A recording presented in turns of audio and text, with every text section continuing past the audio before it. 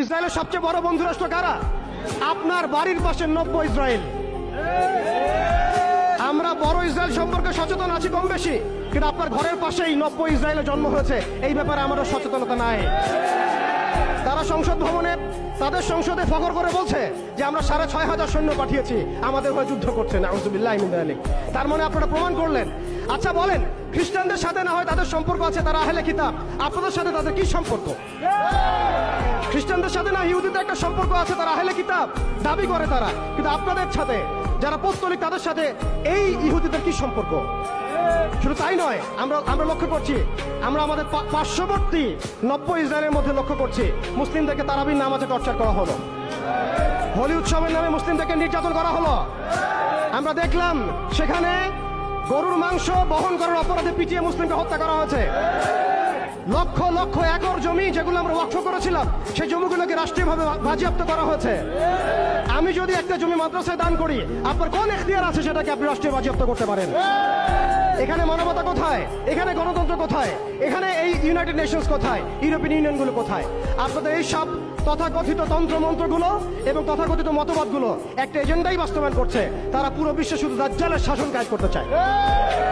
এখন মুসলিম ভাইরা, সর্বশেষ কথা হচ্ছে, আমরা উদাত্তভাবে আহ্বান জানাবো, আপনি যে কোনো ধর্মের হন, যে কোনো বর্ণের হন, আপনি যে কোনো ভাষার হন, যে কোনো জাতির হন, আপনি জালেমের পক্ষ নিয়েন না, মাজলুমের পক্ষ নেন।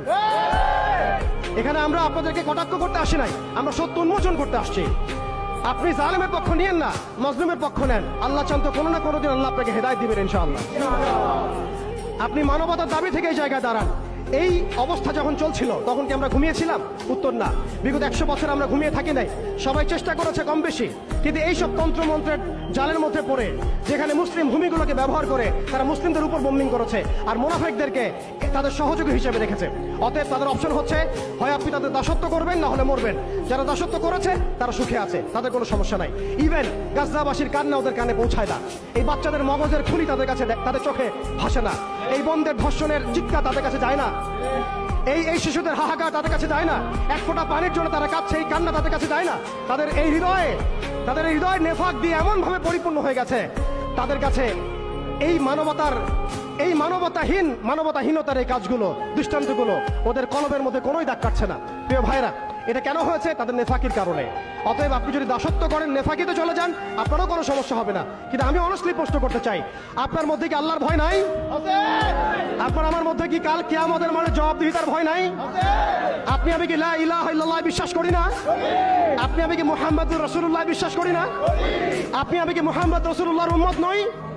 অতএব আমরাও কখনোই কারো দাসত্বের দিকে যাবো না ইনশাআল্লাহ।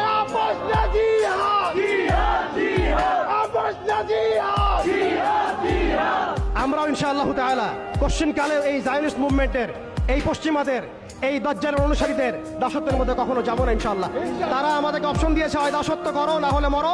আমরাও বলে দিব, আমরা ইনশাআল্লাহ তাআলা শহীদ হয়ে যাব, তবু তোমাদের দাসত্ব করবো না ইনশাআল্লাহ।